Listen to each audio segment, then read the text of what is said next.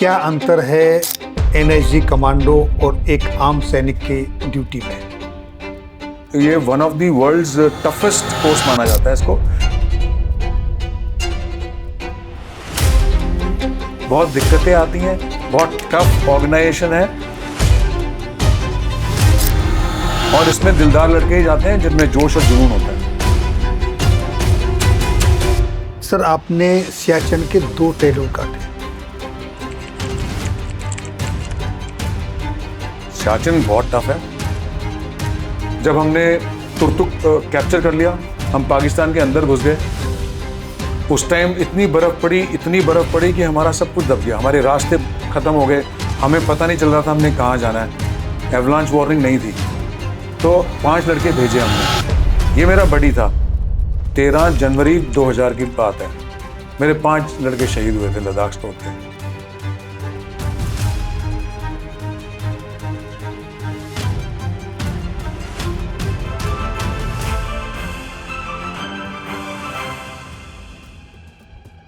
Sir, आपने black cat commando की duty की है। क्या अंतर है एनएसजी कमांडो और एक आम सैनिक के ड्यूटी में, उनकी ट्रेनिंग में? सब देखो, एनएसजी में आप जाते हो। एनएसजी एक तो पहली बात तो यह है कि ये एमएचए का हिस्सा है, मिनिस्ट्री ऑफ होम अफेयर्स। हम फौजी लोग हमें आते हैं एमओडी, मिनिस्ट्री ऑफ डिफेंस के अंदर। सो आप क्या करते हैं कि आप डेपुटेशन पे जाते हैं।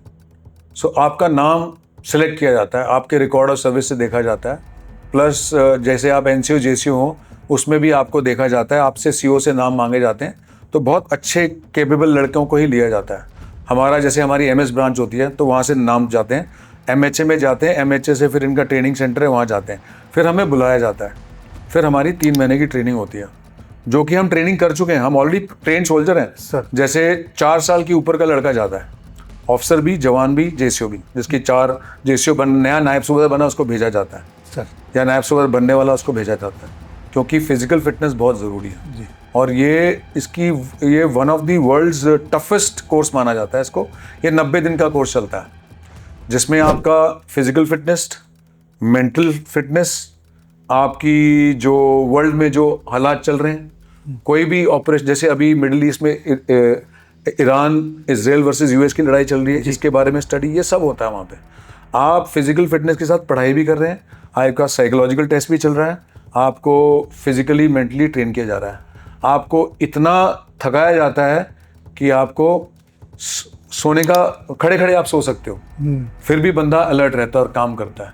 इसमें आपको आधुनिक हथियार मिलते हैं जो हमारे फौज से भी ज़्यादा अच्छे होते हैं, क्योंकि ये जो लड़ाई होती है क्लोज क्वार्टर बैटल की लड़ाई होती है जी। CQB। और ये जो फौज होती है सिर्फ इंटरनल होती है। ये एक कंटीजेंसी फोर्स है जो पुलिस फोर्स के काम करती है। हमारा बॉस IPS होता है जी। IPS के अंडर हम आते हैं। 50% फौजी होते हैं, 50% पैरामिलिट्री फोर्सेस के होते हैं। ITBP, BSF, CISF, SSB, जी। इस तरह के जवान ऑफिसर्स आते हैं उनके।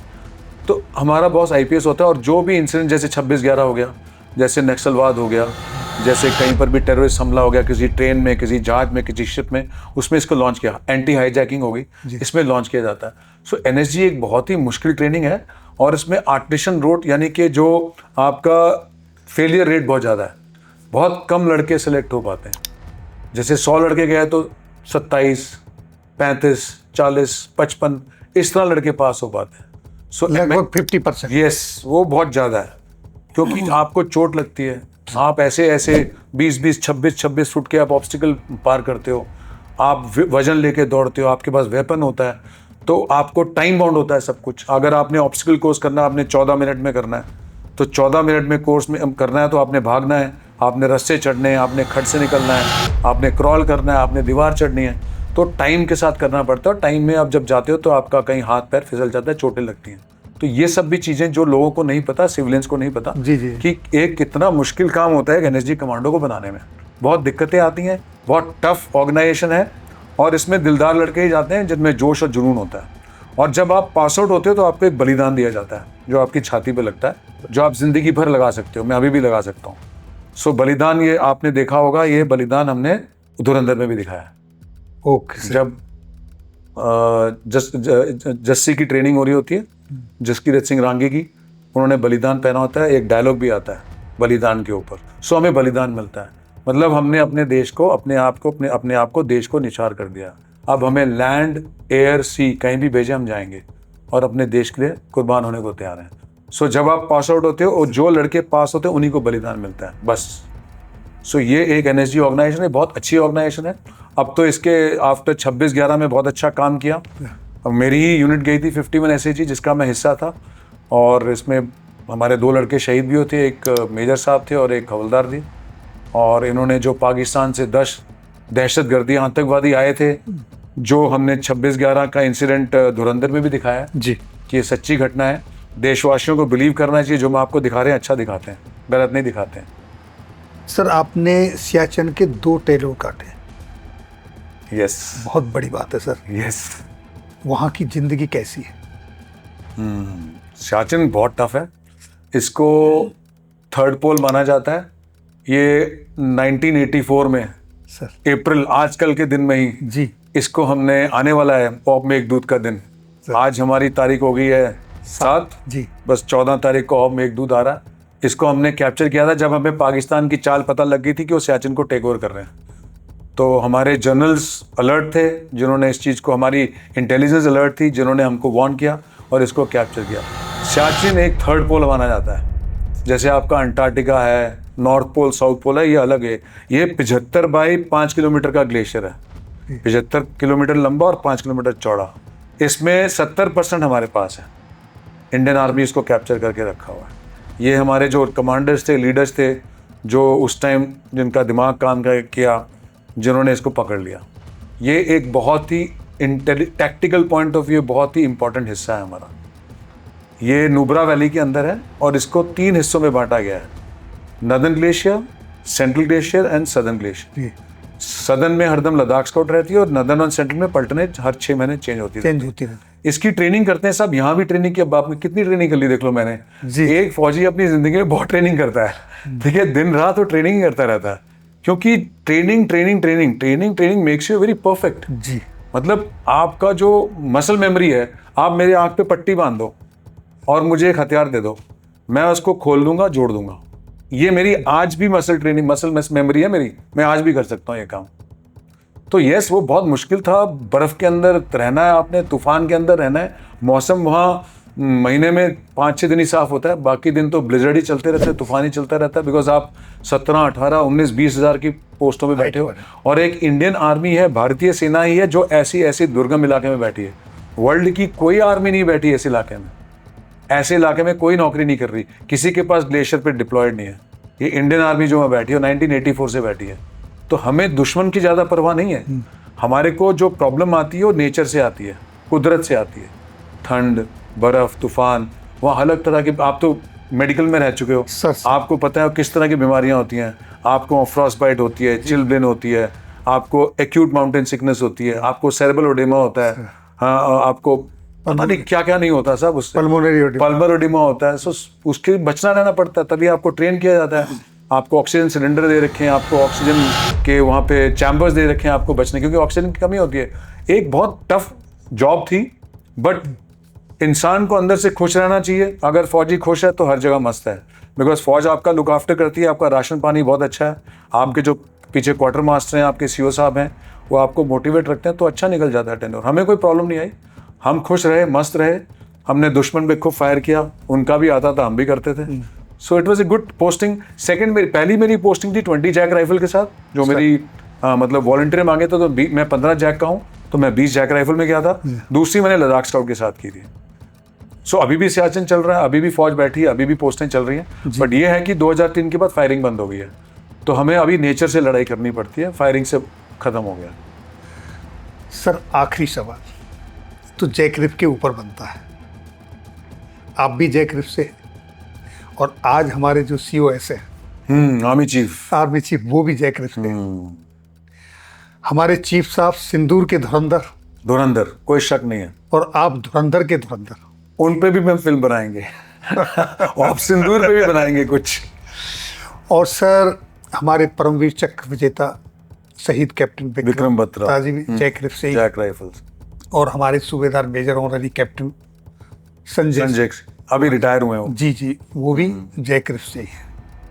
तो जयकृप का इतना गौरवशाली इतिहास है, उसके ऊपर थोड़ा सा संक्षिप्त में आप प्रकाश डालें।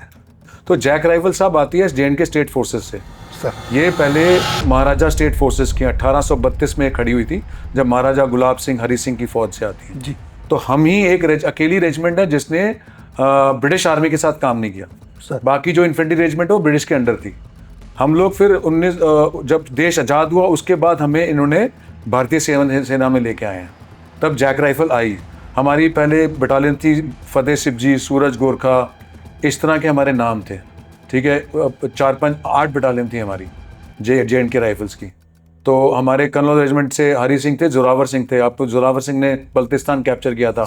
ये 1840 में तिब्बत में तोयो में शहीद हो गए थे, तो जब ये तिब्बत कैप्चर कर रहे थे वहाँ पर। सर। तो ये हमारी रेजिमेंट की कहानी है। उसके बाद जैक राइफल इंडियन आर्मी के साथ अमेलगमेट हो गई, इसको मर्ज कर दिया गया। और हमारे चीफ 18 जैक राइफल के हैं और उन्होंने बहुत अच्छा काम किया है as a army chief. And regiment हमारा बहुत अच्छा कर रही है। हमारे काफ़ी ऑफिसर्स अभी जनरल्स हैं, लेफ्टिनेंट जनरल्स हैं। हमारे जनरल जसवाल आर्मी कमांडर है, जनरल वाई.के. जोशी आर्मी कमांडर है, और आने वाले ऑफिसर्स आएंगे हमारे रेजिमेंट के। और हम शूटिंग में, फायरिंग में, स्पोर्ट्स में बहुत अच्छा काम करी रेजिमेंट। मैं ही नहीं, मतलब जैक राइफल ने सब इन्फेंट्री रेजिमेंट बहुत तगड़ी हैं, चाहे सिख हो, डोगरा हो, कुमाऊँ हो, गढ़वाल हो, गुरखा हो, बहुत तगड़ी यूनिट है। वही मैं बोलता हूँ ना, दर्शकों को बताना, जैसे ही हमारा कश्मीर में कहीं कॉन्टैक्ट होता है, दुनिया बोलती मैं जाऊँगा लड़ने, कहाँ है आतंकवादी। हमें रोकना पड़ता है लड़कों को कि नहीं नहीं तुम नहीं जाएगा, यही प्लाटून जाएगी, यही सेक्शन जाएगा। लड़के भागते हैं पीछे, बोलते कहाँ कॉन्टैक्ट। इतना जज्बा है फौज में। हिंदुस्तान आर्मी बहुत जोशीली है, बहुत जोशीली है। मतलब फख्र है इस देश में कि इतनी अच्छी आर्मी हमारे देश के अंदर है। सर, एक और सवाल, एक और जिज्ञासा है मेरे मन में कुछ जानने की। जब आप रियल किसी ऑपरेशन में होते हैं, आपका कोई साथी, आपका कोई जवान, आपका बड्डी अगर कोई शहीद हो जाता है, वीर गति को प्राप्त हो जाता है, तो उस समय आप ट्रुप्स को कैसे संभालते हैं? अपने आप को आप कैसे संभालते हैं? सर देखो, ये तो हमारी पार्ट ऑफ ट्रेनिंग है। जैसे मैंने पहले भी बोला, ट्रेनिंग ट्रेनिंग ट्रेनिंग। मेंटली हम प्रिपेयर्ड रहते हैं एंड हम ये बात करते ही नहीं कभी एक दूसरे से। शहीद होने की बात बिल्कुल नहीं करते हैं। मेंटली हम ट्रेंड हैं, हमें मालूम है हमारा जॉब ही प्रोफाइल ऐसा है, और हमने एक बलिदान लगा लिया अपनी छाती पे, और कभी ना कभी कोई ना कोई हादसा किसी के साथ होगा। मैं आपको कारगिल में बटालिक की लड़ाई बता रहा हूँ, कारगिल की लड़ाई के बारे में बताता हूँ। मैं लद्दाख स्काउट के साथ था जी। जो पहली कैजुअल्टी हुई थी हमारे जवान की हुई थी। मेरे सीओ थे उसमें अमरजीत सिंह चंडोक, कर्नल अमरजीत सिंह चंडोक YSM। मैं काराकोरम विंग से उनके नीचे आ गया था, और मेरे ब्रिगेड कमांडर से ब्रिगेड देवेंद्र सिंह, जो 70 ब्रिगेड के कमांडर थे, उन्होंने बहुत अच्छा काम किया था। तो हम जा रहे थे, ये एक पोस्ट है डॉग हिल, बटालिक सेक्टर में कैप्चर करने। ऊपर से पाकिस्तानियों का फायर आ गया था, तो हम ऑब्जेक्टिव से पहले ही थे। तो एक जवान को गोली लगी, क्योंकि वो धावा चल रहा है, धावा में आप रुक नहीं सकते, तो उसको भी नहीं पता लगा उससे गोली लगी। उसको लगा कि कुछ हुआ है मुझे। उसका नाम है Dorje, God bless his soul, Zanskar का लड़का था वो, हमारी पहली कैजुअल्टी थी। तो ऐसा था कि साहब वो लड़का इतना दिलेर था, उसको लग गई, बोलता मेरे को लगता कुछ हुआ है। उसने जैकेट पहनी हुई थी, कपड़े पहने तो पता नहीं चल रहा था, बोलता कुछ गीला गीला है। तो मैं आगे था, वो पीछे था। तो मेरा जेसर साहब थे, चोटक साहब, जो भी, वो भी शहीद हो गए, उनको वीर चक्र मिला। तो उन्होंने उसको बिठा दिया, बोलता तू बेटा बैठ, हमने रुकना नहीं है। तो सब ऐसा है कि आप रुक नहीं सकते, आपने अपना जो एक मिशन है अकम्प्लिश करना ही करना है। आपको गोली लग गई, आपने एक बंदा पीछे छोड़ दिया, उसका संभाल, आपके पीछे से आप आ रहे हो, आप नर्सिंग असिस्टेंट आ रहे हो, BFN आ रहे हो, आप हमसे एक बाउंड पीछे हो, तो आप चल के आ रहे हो, तब तक आप कर लोगे, लेकिन हमने आगे जाना ही जाना है। तो उस टाइम ऐसा नहीं होता, उस टाइम जोश होता है कि दुश्मन को मारना है, काटना है, ख़त्म करना है। एंड मेंटली हमारी ट्रेनिंग इस तरह की है साहब कि वी आर प्रिपेयर्ड। मतलब किसी से भी फौजी से पूछ लो, वो बोलेगा ठीक है। जिसको गोली लगी उसने बोला आप जाओ, मैं यहाँ, वो पत्थर पे बैठ गया, पत्थर के साथ उसको बिठा दिया, आप जाओ मैं देख लूँगा, संभाल लूँगा।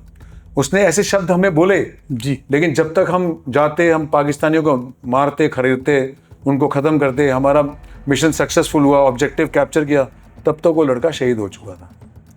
तो ट्रेन करना पड़ता है फिजिकली, मेंटली। हम इतनी हार्ड ट्रेनिंग करते हैं, हम दुनिया से अलग रहते हैं, दूर दरगम इलाके में रहते हैं तो आप मेंटली बहुत स्ट्रांग हो जाते हो। हाँ, जब आप वापस आते हो उसका अंतिम संस्कार करने, तब बड़ा फील होता है जी कि ये तो हमारे साथ बैठा था, अभी तो इसने लंगर में मेरे साथ चाय पी थी, अभी तो ये मेरे साथ बैठा था। ऐसा ही मेरा इंसिडेंट हुआ था एक तुर्तुक सेक्टर में जी। जब हमने तुर्तुक कैप्चर कर लिया, हम पाकिस्तान के अंदर घुस गए, हमने पोस्टें पकड़ ली। मेरी पोस्ट थी सैडल। उस टाइम इतनी बर्फ़ पड़ी कि हमारा सब कुछ दब गया, हमारे रास्ते ख़त्म हो गए, हमें पता नहीं चल रहा था हमने कहाँ जाना है। तो ये लड़के 5-5, 6-6 महीने तक पोस्टों से नहीं छुट्टी गए थे। तो इसको इमरजेंसी थी, तो हमने, मौसम खुला, हमें एवलांच वार्निंग आती है, एवलांच वार्निंग नहीं थी, तो 5 लड़के भेजे हमने। ये मेरा बडी था, इसने मुझे एक माला दे दी थी हाथ में, ये लद्दाखी बुद्धिस्ट ना ओम माने पद्मे ओम करते रहते हैं। जी जी। तो उसने मेरे को रख दी थी, वो छुट्टी जा रहा था, क्योंकि उसके बाद कौन मिलेगा नहीं मिलेगा, तो ये किसी और पोस्ट पे चला जाएगा, मैं किसी और पोस्ट पे चला जाऊंगा। तो ये देके चला गया, एवलांच में आ गया लड़का। तो उस दिन मेरे ये थी 13 जनवरी 2000 की बात है, मेरे 5 लड़के शहीद हुए थे लद्दाख स्पोर्ट के, और इन्होंने पूरी कारगिल की लड़ाई लड़ी, सक्सेसफुल रहे, ऑब्जेक्टिव कैप्चर किया, लेकिन देखो किस हादसे में मारे गए। तो वेरी अनफॉर्चुनेट, ऐसे इंसिडेंट होते रहते हैं। बड़ा दुख लगा, हमने किसी ने खाना नहीं खाया, हम उनके पास जा भी नहीं सकते थे क्योंकि मेरे से बहुत दूर नीचे कहीं बर्फ़ में दबे थे। नीचे से पार्टी ने आके उनको निकाला, कोशिश की बचाने की, नहीं बच पाए, मैं वापस नहीं जा सकता था। तो मेरे को अपनी पोस्ट संभालनी है, मैंने दुश्मन के साथ बैठा हूँ। तो ऐसे इंसिडेंट होते हैं सब। हमारे को ये पोस्ट ट्रॉमेटिक ऑर्डर्स आते हैं, जैसे आप पेंशन जाते हो, घर जाते हो। मेरे एक रिश्तेदार हैं, वो श्रीलंका में थे, उनके साथ इंसिडेंट हुए, तो उनको सपने आते हैं श्रीलंका के, फायरिंग के, गोली लगने से चिल्लाने की आवाज़ों के आते हैं। ये इंसिडेंट होते हैं, ये आम आदमी लोगों को पता नहीं है, ये हम फौजियों को ही पता है। तो हमारा इंडिया का क्या है, हमारे देश की एक खूबसूरती है कि हमारा परिवार है, जॉइंट फैमिली है, तो हमारी परिवार हमें संभाल लेता है। आप अकेले नहीं हो, जैसे आप परिवार में अब बैठे हो, आपके भाई हैं, आपका गांव है, आपका दिल लग जाता है। आपका गांव यहाँ से 40 किलोमीटर है, आप आ गए, चले गए। ये फॉरेन कंट्रीज़ में नहीं है, इसीलिए ऐसी चीज़ें हमारी फ़ौज की बाहर नहीं आती। घर में परिवार है, बच्चे हैं, खेतों में रह रहे हो, आप रिटायर हो गए, आपने गाय भैंसें रखी हैं, डेयरी फार्म रखा हुआ है, आपका दिल लग जाता है। सो ये चीज़ें याद आती हैं, 1-2 पैग्राम लगा के ठीक है, लेकिन ये इंसिडेंट है, अब हमको इसको जीना पड़ेगा, कोई ऑप्शन नहीं है हमारे पास। सही बात है। लेकिन ट्रेनिंग बहुत अच्छी है हमारे देश की, और हमारी लीडरशिप बहुत अच्छी है, आर्मी बहुत लुक आफ्टर करती है। जैसे अभी वेटरन्स का बड़ा अच्छा होता है, वेटरन्स की मीटिंग चलती है, जहाँ भी आर्मी चीफ जाते हैं वहाँ वेटरन्स को इकट्ठा करते हैं। किसी भी शहर में गए, जलंधर चले गए, जोधपुर चले गए, जयपुर चले गए, सारे वेटरन्स इकट्ठे करते हैं, मिलते हैं। तो ये वार्तालाप फौज में रहता है। और ये भी मैं सिविलियंस को बताना चाहता हूँ कि हमारा रेजिंग डे होता है, हमारा कोर डे होता है, हम आपस से मिलते रहते हैं, बुलाया जाता है। हाँ, बुलाया जाता है आप लोगों को, आपको शहर में यूनिट आती है, आपको बुलाया जाता है। तो फौज में बहुत प्यार मोहब्बत है, हम एक दूसरे का लुक आफ्टर कर। अब तो व्हाट्सएप आ गया है, तो हमारा रेजिमेंट का ग्रुप है, एक दूसरे से बात कर लेते हैं। अब तो कनेक्टिविटी ज़्यादा हो गई। कोई बीमार हुआ पता लग, जैसे मैं जलंधर जाता हूँ तो मेरे को बताते हैं कि साहब मैं जलंधर आ रहा हूँ, मैं घर आ जा, तो मैं अपने घर में अपने जेसीओ जवान को घर, वो जलंधर MH है, वहाँ आते हैं, तो मैं रखता हूँ उनको अपने घर में। बड़ा अच्छा टाइम पास होता है, बड़ा अच्छा लगता है बात करके। यही हमारे सुख दुख के साथी हैं, क्योंकि इनके साथ हमने इतना कठिन टाइम निकाला है। ऐसी मतलब मैं आपको समझा नहीं सकता, 4-4 दिन ब्लिजर्ड चलता है, तूफान बर्फ का, आपने ड्यूटी भी देनी है, आपने वॉशरूम भी जाना है, आपने खाना भी बनाना है, कैसे करोगे, करना पड़ता है। आपका तंबू ना दब जाए, आपका बंकर ना दब जाए, लड़के बर्फ निकालते रहते हैं, काम चलता रहता है। ये सब चीज़ें लोगों को वीडियो में कहाँ दिखेंगी, यही है सब, ऐसे ही फिट रहना पड़ता है, हार माननी नहीं कभी फौजी ने sir. So this is life. तो सर, रिटायरमेंट के बाद आपने कोई अपना और भी कुछ काम किया है? हाँ जी, मैं मैं लगा रहता हूँ, कुछ ना कुछ करता रहता हूँ ज़िंदगी में। मुझे जो काम मिलता है बिना सीखे मैं बोल देता हूँ मैं कर लूँगा, ठीक है। तो मैंने मेरे 2 पार्टनर्स हैं। पहले मैंने अमेज़ॉन का काम किया था जी। मैं अमेज़ॉन का वेंडर था। मेरे पास फर्स्ट माइल का और लास्ट माइल के वेयर हाउसेस थे, वो मैंने बहुत अच्छा चलाया। वो कुछ मिसअंडरस्टैंडिंग होगी मेरी और अमेज़ॉन की, तो वो काम बंद हो गया मेरा। तो मैं अभी ये लाया हूँ, मैं ये एक ड्रिंक बनाता हूँ, ये है कंबूचा।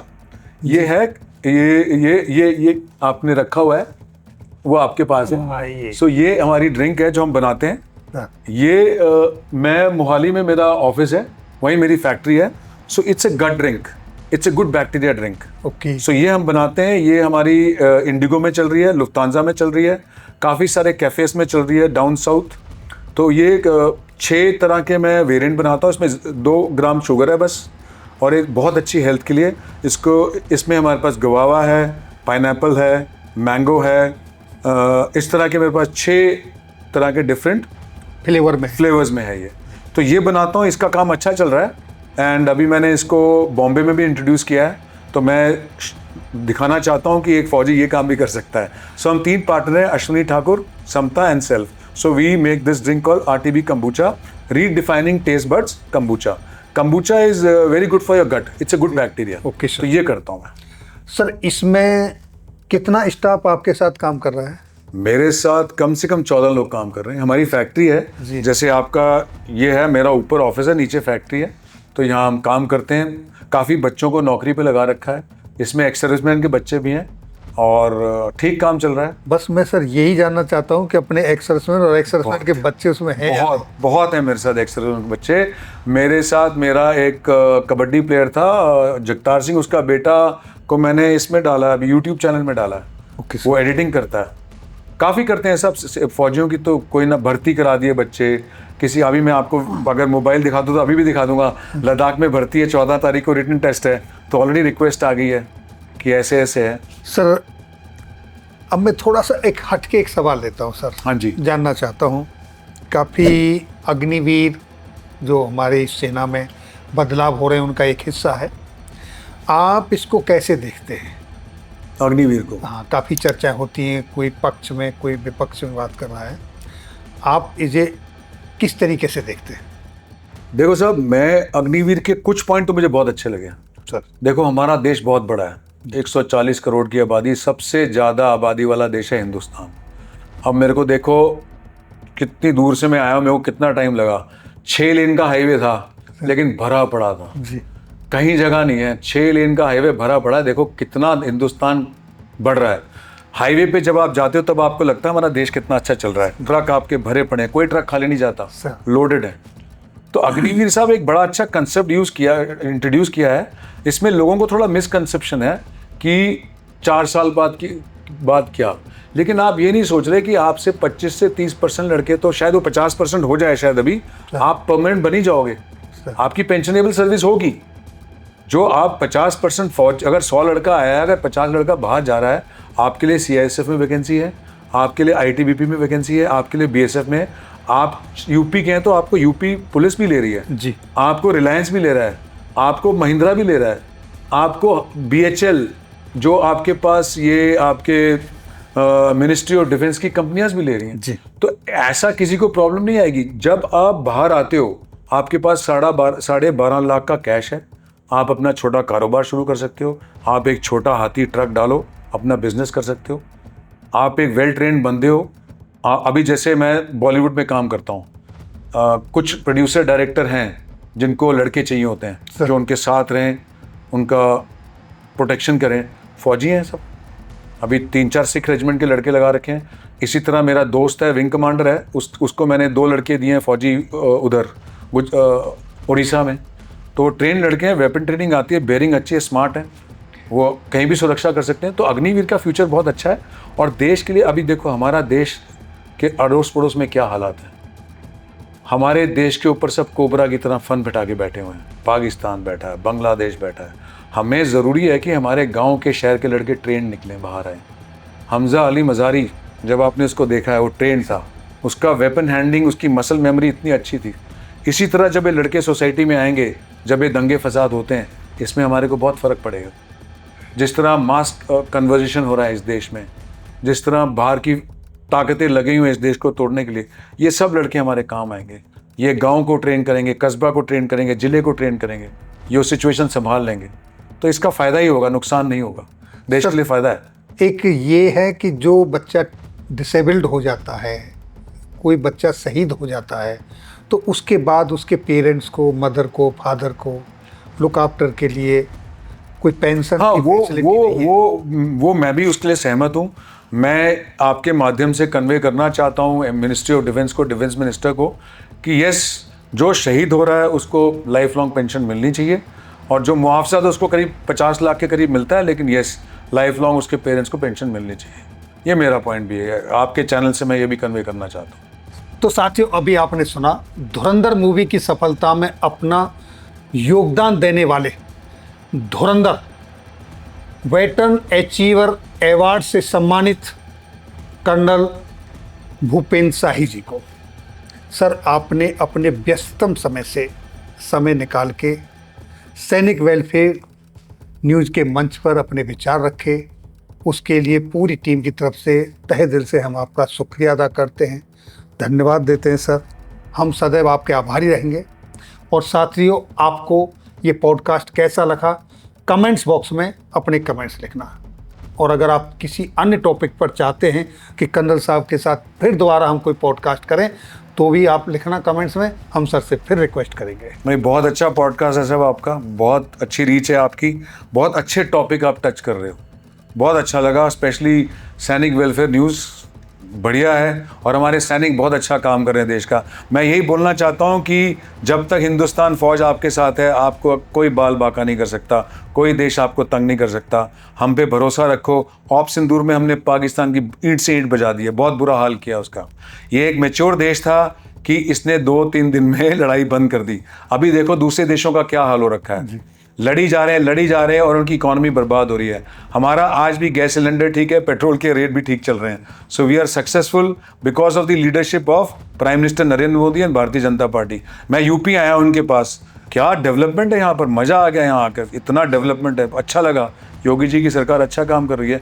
तो सोच समझ के वोट दीजिए, अच्छी लीडरशिप को चुनिए, अच्छे लीडर को चुनिए। भारत का भविष्य आप लोगों के हाथ में है। जय हिंद, जय भारत।